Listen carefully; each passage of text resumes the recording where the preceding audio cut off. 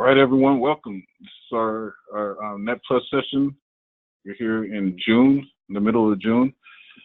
And so we're going to go into, some of the best practices, and we're going to go over some concepts and also some questions as well to help prepare you for what you're going to see on this exam. Okay, so from the very start, I always like to start with the objectives. This is probably the main resource that you want to make sure that you have at your disposal at all times, because it's kind of the roadmap to everything that's going to be covered on the exam, to what's expected of you, and also it's a link to a lot of other resources, helpful resources that can help you prepare.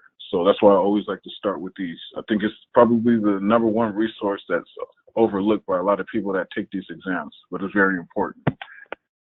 Okay, so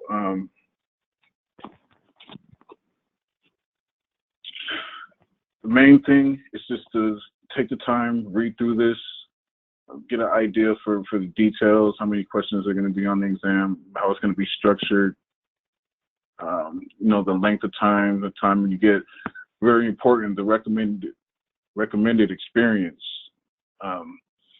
This kind of tells you where they expect you to be at to feel comfortable sitting and taking this exam. So you want to make sure that if you're missing any of this, that you supplement it somehow. If you don't have the experience in the field, then you have to supplement it. Use a virtual network environment is perfect to get a lot of practice and supplement that experience that you may be lacking. So it's highly recommended. It's what I do when I prepare to go in for exams. Is I play with networks. I don't rely on just lectures and practice exams. You really learn this stuff when you start to do it. So that's a high recommendation for me. Real quick, take a look at these percentages in the knowledge domains here. It's a pretty well-rounded exam. You're going to see quite a bit of troubleshooting. Network security is also big on this exam, as well as the concepts. So, there's nothing that's overly intrusive on this exam. Everything is kind of gets this equal share, so you want to make sure that you're well-rounded going into it. It's very important to make sure that you're clear on as many of these concepts as you can be. Okay. Okay. So what I want to do, I don't want to go all the way through the objectives. It's something that I've done in other videos, which you can view. If you want to see the best way to use these objectives to prepare, what you want to do is go into the student forum, click on categories here, and you're going to want to go down to the new student zone, okay? Here in the new student zone, there is a recording that I did a while back that walks you through why you should be using the objectives and how to use them. And you can find that here. You can view it whenever you want, along with some other videos. So I just want to point that out before I moved on. Okay, so this exam is kind of heavy on troubleshooting. So what I wanted to do is I wanted to throw some scenarios at you all that we could look at and give you kind of an idea of how they structure the questions on the exam and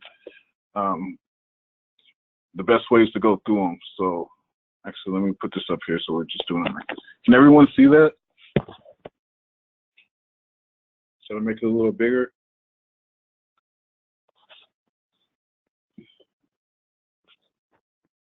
Okay. Looks like everyone can see it. All right, so this is one that I just kind of came up with prior to the session starting. I think this was a good way to ask you because this is real consistent with the way that they're going to be presenting the questions on the exam. So I thought this was a good one to start with. All right, so what we'll do is I'll just read through it, and then everyone can kind of give their spill on it, and then we'll kind of go over what the answer should be. All right, so it says you're a network administrator at a community college, and you're returning from a 3-day weekend to a new PC. You set up the PC, connect it to the network via DHCP, and you notice that you have no problem communicating with most of the computers and printers in your area, but you're unable to reach any websites. What should you try first? Okay, so this is pretty typical of the way that they present the questions on the exam, you know, give or take a few. I mean, they're a little more wordier on the exams. But the main thing that you want to do is once you get through the question is you kind of want to go back and you want to look for clues, right? What's the stuff that you need to focus on? What's the important stuff in this question? So who has an idea of something that's important in this question, or something that you want to key in on? Cameron says, "Have you tried turning it off and back on again?" Well, that's one of the options here, right? Power cycle the PC. So, it looks like Cam is picking B. Does anyone else have any other? First, before we start picking answers, you know, let's look at some of the key words in this question. Who sees any?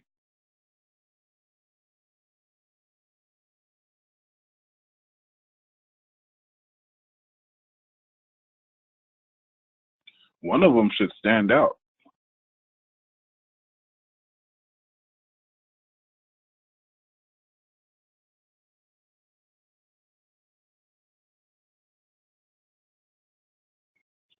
Cameron says E. Okay. Anyone else?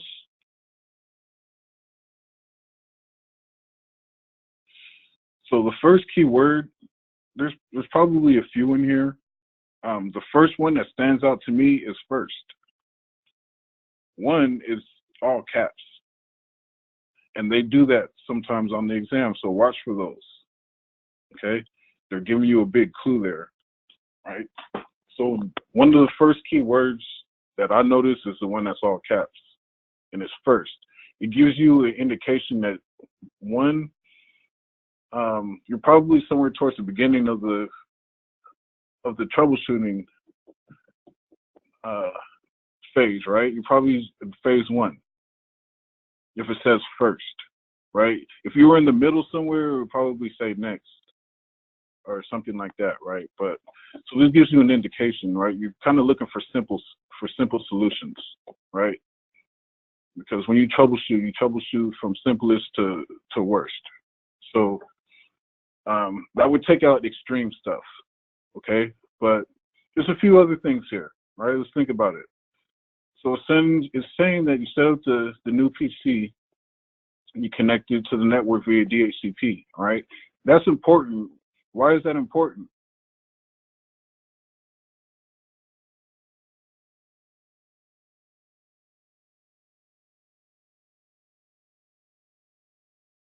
No one knows? Anyone want to take a stab at it?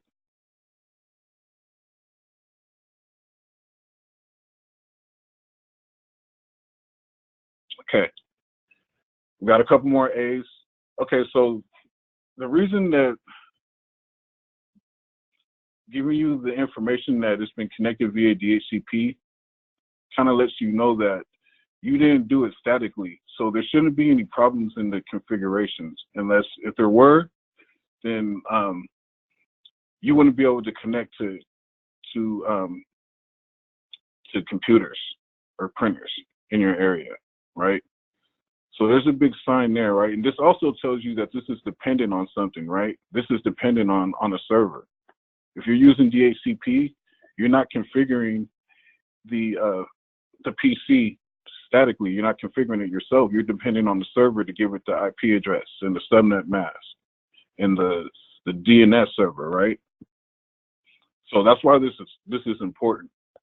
Okay, this lets you know that there shouldn't be any problems with the addressing and with the configurations if they were configured right the first time, right? Another keyword or another key phrase actually. This says here that you have no problem communicating with most computers and printers in your area, right? So what that means is it can't be this, right? If you can communicate with other PCs and you can communicate with a printer, you can print something, your gateway should be working. That shouldn't be the problem, hopefully, right? And then the other thing it says you're unable, another key thing is most. This is a key word, right? Because this gives an indication that there's only certain computers that you can communicate with and other ones you can't, right?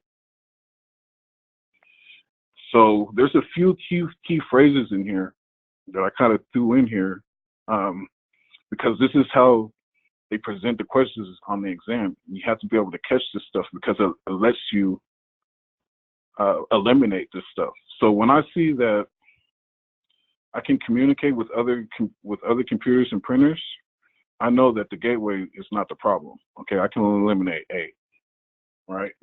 PowerCycle, the PC is still up there, but you know we're looking at first right now, right? So I'm not eliminating this, but I'm just moving past it real quick. Okay. Another key phrase here is you're unable to reach websites, right? So this is an indication that if you can connect to computers and printers, right, that means that you have local connectivity, right, which eliminates the gateway. But it's saying in your area, which also gives an indication of local, right? There's certain computers and printers that you can connect to, but certain ones that you can't, right? And then over here it says you're unable to reach any websites, which tells me that either I could have a link local address, right? So you have check the IP address. So I'm going to keep this open. No one picked DNS server, right? Change the DNS server. Yeah, I don't think so. No one picked it. Yeah, this wouldn't be a problem with the DNS server. It could be, but more than likely, you know, it's not. Right. The way that you could figure that out is if you ping an IP address instead of like right here, right? If you ping google.com and it doesn't work, then you ping 8.8.8.8 and it does work, then maybe you have a DNS problem. That's a sign that you're having a problem with the DNS server. Maybe there's a problem with the connection there, but that wasn't up here. Okay. And then the other thing is run a trace route to Google server to see where the problem is occurring, right? And this is kind of the reason it wouldn't be this is because this is kind of a middle thing. This is something that you do after you ping the gateway, right? So let's say that I can't connect to any computers or any printers, right? Now I'm thinking, okay, I need to ping the gateway and see if I can reach the gateway, right? And if you can reach the gateway, then at that point, now you want to see where the problem persists past the gateway, right? The gateway is always the first hop. If you can get past the first hop, that's when you run a trace route to figure out where the problem is, okay? So we eliminated ping, right? Because we have connectivity with computers and printers, with some at least. And we eliminated trace route because that comes after ping, right? And we eliminated the DNS server. So that kind of leaves check the IP address and PowerCycle. Which one of these is easier?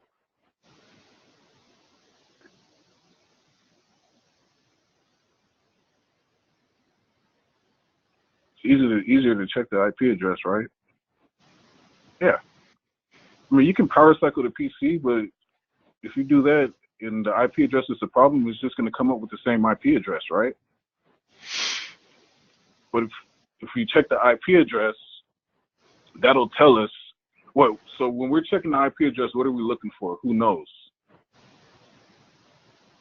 This scenario is a telltale sign to see if it's a private one or if it's usable. Right. Actually, you're looking for an APIPA address, right? And what a APIPA address is it's a link local address, right? A link local address will give you connectivity on the local network, but it won't let you out. Okay, and so that's what you're seeing here. You're seeing the symptoms of that, right? DHCP, and A linked local address and the people address is usually something that you're going to get when there's a problem with the DHCP server. Either there's a problem with the DHCP server or there's a problem with the connection to it.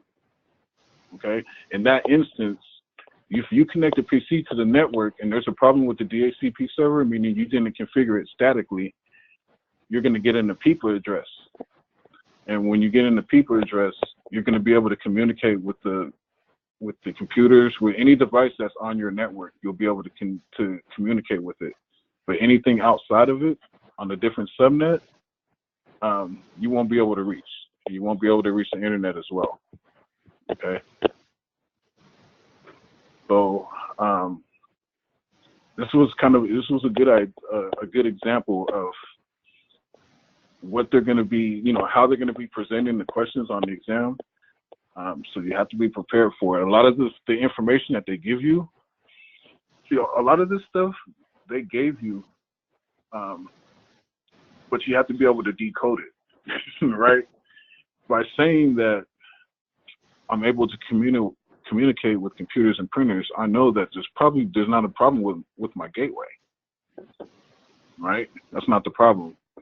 And then also, DNS it has nothing to do with, it does have something to do with reaching websites, but that's more of a, typing in the actual name of the website versus the IP address problem, right? And that's not up here. So that's why you would throw this out. And then that's why you would throw both of these out, actually. This one and this one, because this kind of comes concurrent with this. So this would be the next step to this. So they said up here that you already pinged the gateway. What should you try next? In the DNS situation, then you would do this. This would be next after that. All right, and the reason that you ping 8.8.8.8 is because it's a well-known Google server. It's always up. So if it shows that it's down, something's probably wrong on your end. All right. Does anyone have any other questions about this? Like, this stuff up here is just blah, blah, blah, right? You're going to see a lot of this, especially on the exam, right? This is just kind of to get you thinking or to try to throw you off. It doesn't matter. It could be a library, right? It could be Walmart. Who cares about a 3-day weekend, right?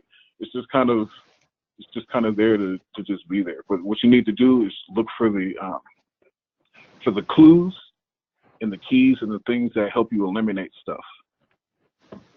Okay. No questions about this one?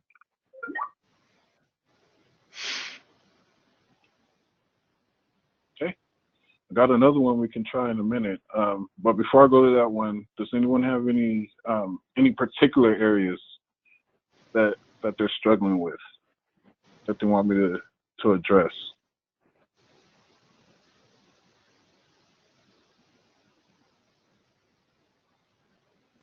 Okay. Well, let's try another one then. Okay. More speaking in code, okay? This one is not going to be as wordy, but, it's kind of along the lines of the same thing, okay? So, just been hired as a network administrator of a large corporation, and what they want you to do is improve the effectiveness of the network, right? They want it to run better. They want it to be optimal, okay? So which of the following would optimize the effectiveness of the network? And basically, it just means it means exactly what it sounds like, right? Which is going to make the network better. It's going to make it run better. It's going to make it more efficient. All right, so yeah, I want you guys to think about this one. First one, create more collision domains. All right, so you have create more collision domains. You have configure RIP. All right, configure RIP. Actually, you know what? Let's make this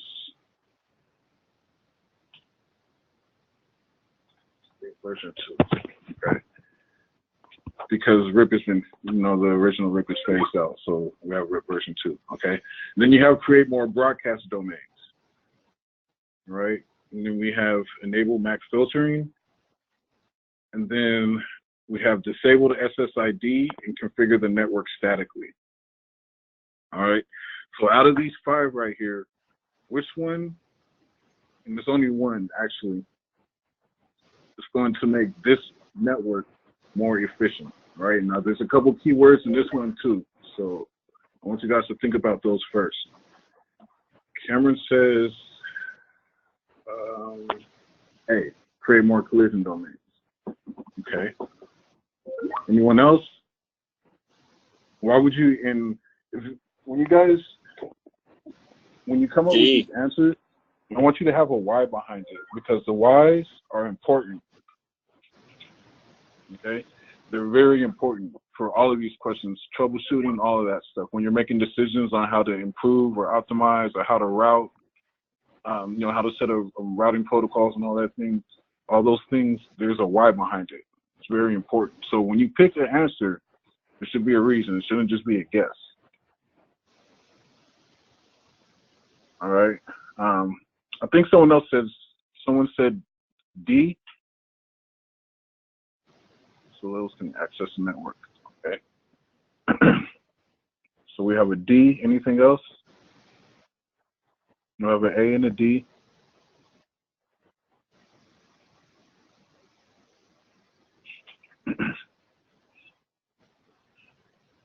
No one else? Okay. So let's look at, oh yeah, I think Bob picked D too. Okay, so we got a couple, D picked it twice. All right. Okay, so let's take a look at the question first, all right?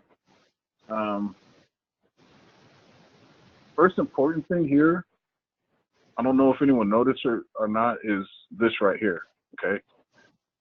Large corporation, right? Obviously, it's not a SOHO, so when you're setting up a network, when it comes to efficiency, there's different things that you want to do if you're setting up a SOHO versus large, right? For example, if I have a large, or if I have a SOHO, let's say I'm setting up a SOHO, it would definitely, make the network more secure to set that up statically, and it would be easier, right? Because you're dealing with less devices. But when you're talking about a large corporation where you're talking about, maybe hundreds of devices, that's not something that you probably want to be doing statically. So when I see large corporation here and I look down here and I see configure the network statically, that's probably not something that I want to do. That's not going to make it more effective. That's actually just going to give you more work, a whole lot more work. So good, yeah, Kelly brought that up. Good, awesome. Good point, Kelly. So I would throw E out immediately. I just throw it out. That's not something that I want to be doing, right? We're talking about effectiveness, right? The next thing is obviously optimize, right? When you talk about optimize, it means that you're trying to make something better, okay? You're trying to make it more efficient. You're trying to make it better. And so when you're trying to optimize the effectiveness of the network, when I'm looking down here, I'm looking for something that's going to make it operate smoother, okay? So with A, what you need to know is you need to know the difference between what a collision domain is and what a broadcast domain is, okay? A collision domain is any connection to the access point, right? So I'll use my home network as an example, okay? I have a phone, I have, I have PCs, I have a printer. Each connection, right, my printer to my router is a collision domain. Okay, my phone to my router is a collision domain. Actually, it'd be better if I show you. Give me a second. I have some networks that I set up here in Packet Tracer, so it'd be a lot easier to just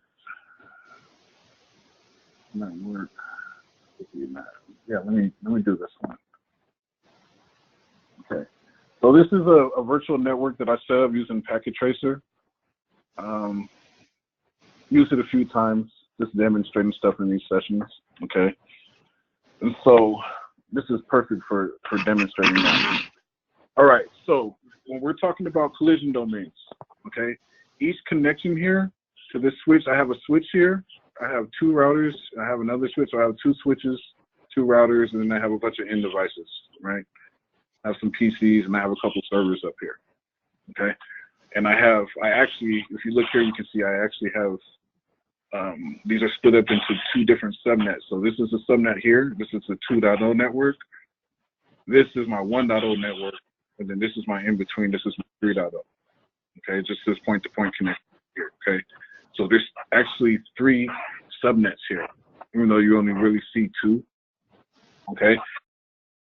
The difference between a collision and broadcast domain, all right? Each connection to this switch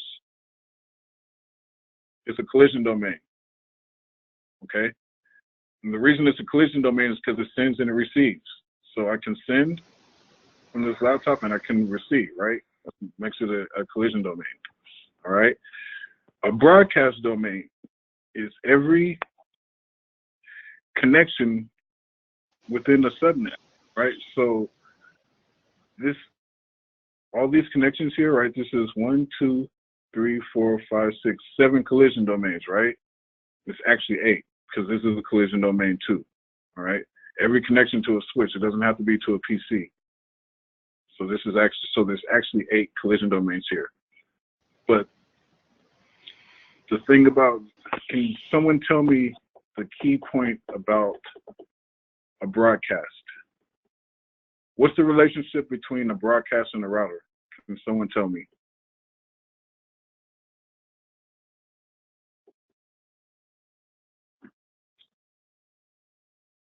I'm loving Kelly's answer. Okay, so all of these connections here equal 1 broadcast domain because routers drop broadcast. So if I were to send out a broadcast from this switch, it's going to go out to all these connections, right? But it's going to die here. Okay, it's not going to forward it. It's not going to forward it on. Routers do not pass on broadcast. Okay, same thing over here. These are all collision domains, right? And this is a broadcast, and this whole thing here is a broadcast domain, right? So there's 3 broadcast domains here, and there are, there's a ton of collision domains. But yeah, so when you think of it like that, right? That's how you make your network more efficient. If I didn't have these routers here, and this was 1 network, I would have a ton of collision domains, right? And that means that if I send out a broadcast, it's going everywhere. And that makes your network work a lot harder than it has to, right? If I just need to send something out to, let's say this is our sales department here, and we're having, sales department is having lunch at 12 on Friday. Well, the IT department doesn't need to know that, right? But if I don't have these routers here and I don't separate these broadcast domains, if I send out a broadcast about the sales department, it's going to everyone, right? So with that said, when you come back to this question, I think you guys kind of got the idea now, right? Kelly said it perfectly. She said increase the number of broadcast domains because it doesn't have to broadcast the entire network. Exactly, right? The key word here is optimize, okay? I know someone did pick MAC filtering, and this would be an answer if we were looking to harden the network, right? If we're trying to make it more secure, then yeah, MAC filtering would be something that we would want to do. And, maybe we would think about disabling the SSID, but in a large network, we don't want to be doing anything statically, right? We want to be doing everything dynamically. We want everything to kind of work on its own. So, and then configuring RIP, the reason you wouldn't want to do this is because our RIP version 2 is a routing protocol that is effective in SOHOs, in small networks, okay? So if I were to change this to EIGRP, okay, this is the routing protocol that you want to use for large networks. It scales better, okay? It scales a lot better than RIP does, okay? So that's why that's not the answer, okay? And so you can see what we're doing here as you're going through these questions, right? I didn't get too didn't go too into detail, but I made sure that when you come down here, you need to understand what each of these are and what they're doing, right? Because then you can relate it to the question. Once you find the key words, right? Like all of these are good things, really. But what we're looking for is the thing that's going to make the network operate better, right? It's going to optimize the effectiveness of it. And the only one of these down here that's going to do that is this, okay? And there's a reason that I'm presenting these questions to you like this, because if you've taken these exams, you already know, you know this. But if you haven't, this is how they're going to be presenting them. The information is not going to be cut and dry. You're going to have to do your homework and know your stuff. And if you do, it makes it easy to eliminate this stuff, because once you find the key words and you understand that you're looking for certain things, you'll be able to find it a lot easier. And even if you can't find it, you can eliminate the stuff that you know is not, right? If you know the difference between collision domain and broadcast domain, it's a lot easier than if you don't, because then you're just guessing, right? So, okay, good job, Kelly. Broadcast to all. All right. I think I have one more. Does anyone have any questions about this? Pretty cut and dry, right?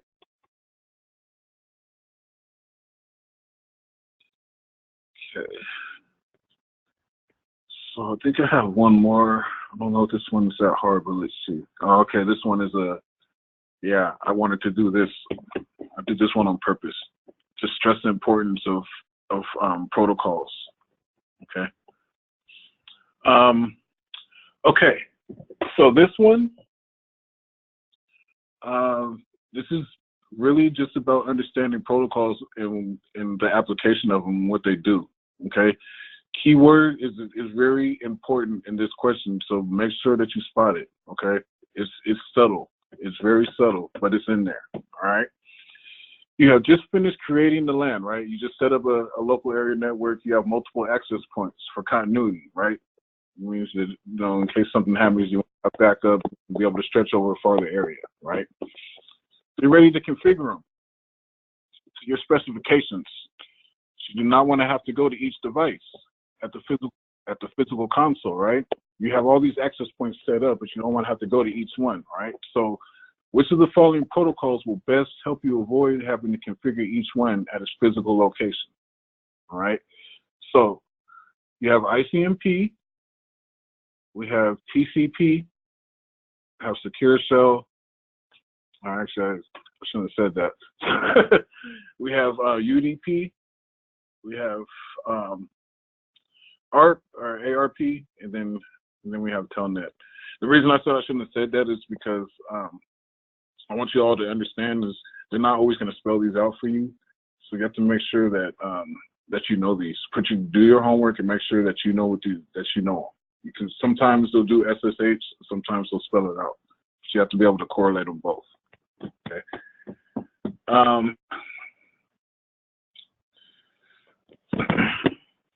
Cameron says RDP. Yeah, well, RDP is not here. That's the problem, right? So you have to find the best one that's going to help you do that out of these. Anyone else? Kelly says SSH. She says SSH because Telnet is not secure and the rest don't apply to the situation. Cameron said missed access. Okay, you said missed access point. Preston says UDP. Okay. Anyone else?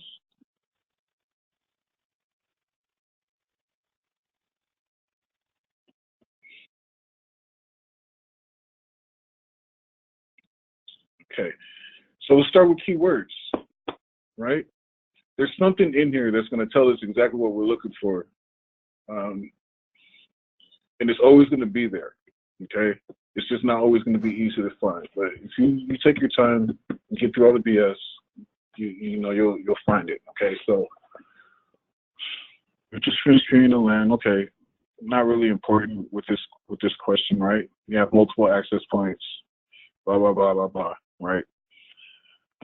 You not want to have to configure each at the physical console, right? That should tell you automatically that you're looking for something that's going to give you remote access, right? That's what it tells me. And you have to be able to spot that. It's basically saying that, you don't want to work harder. You want to work smarter, right? And then it just, comes down to which of the following protocols will help you avoid having to configure each at its physical location. So, Kelly's spot on. There's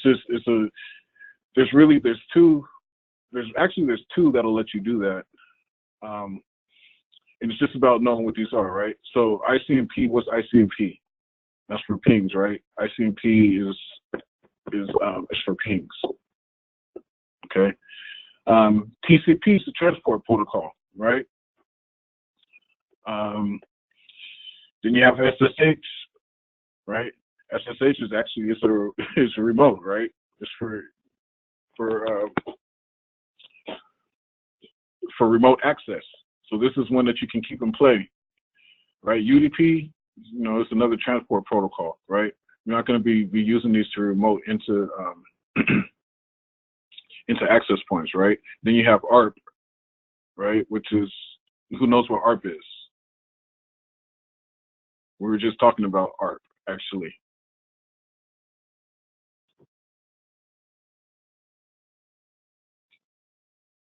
Anyone? Take a guess.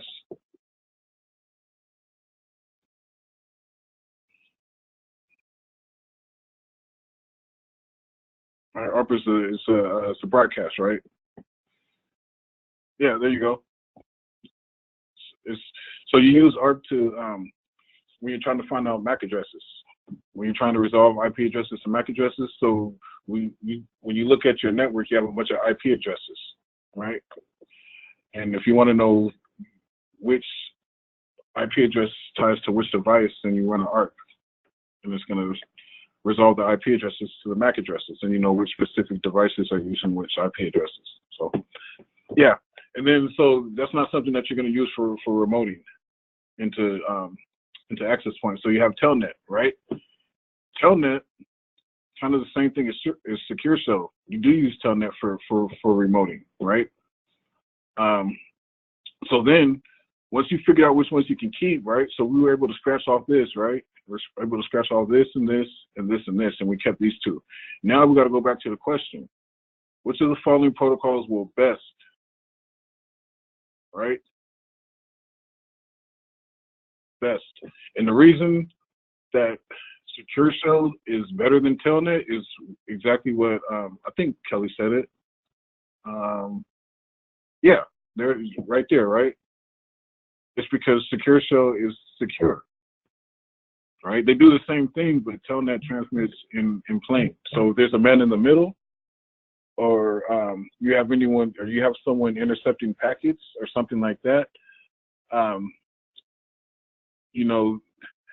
get all the information that they need if you're using Telnet.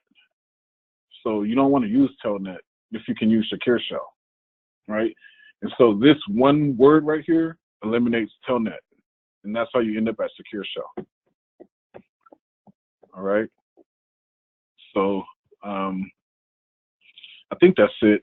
I think that's it for the questions. I don't want to fry your brains, so I only did 3 today. What I want you to take away from these is one,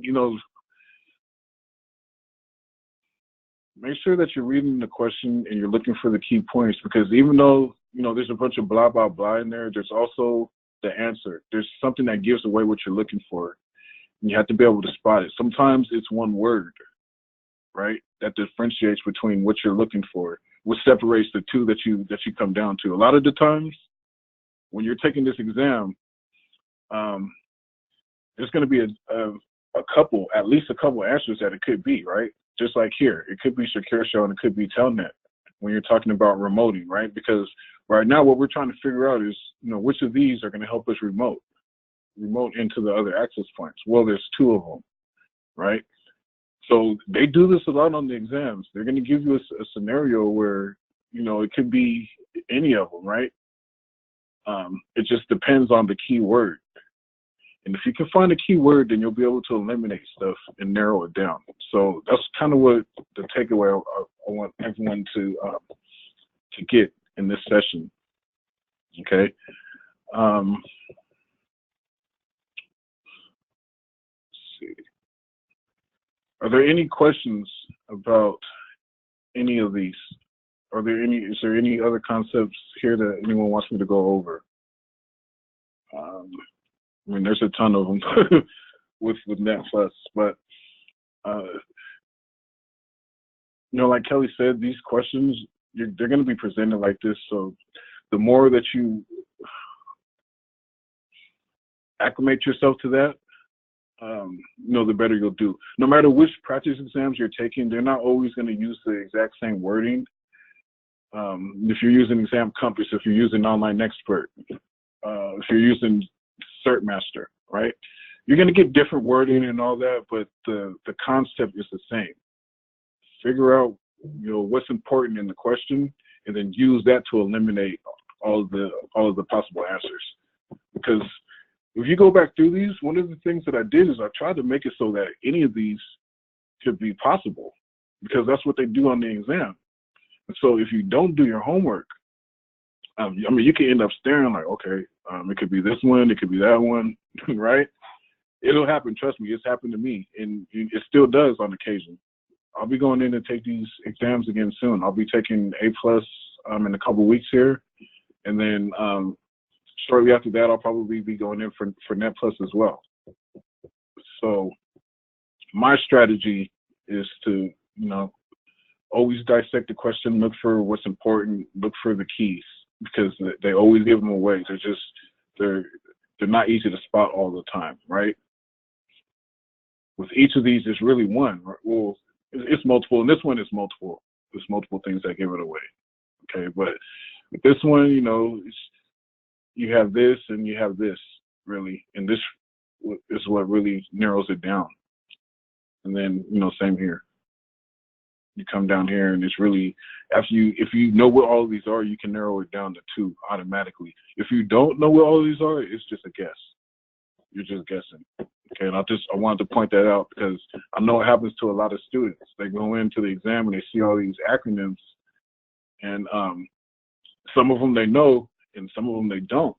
And the more you know, the better chances you have at eliminating. And that's really what you want to do on these exams. When you don't know the answer, the next best thing is to eliminate. So, okay. That's it for today. We have about 10 minutes left, so if there's anything else you all want me to cover or go over, I have no problem. Just not subnetting, it takes too long. But maybe that can be the focus of the next Net Plus session. We can focus on subnetting, so we'll have a recorded instance of that as well, because that's one that comes up a lot, is subnetting.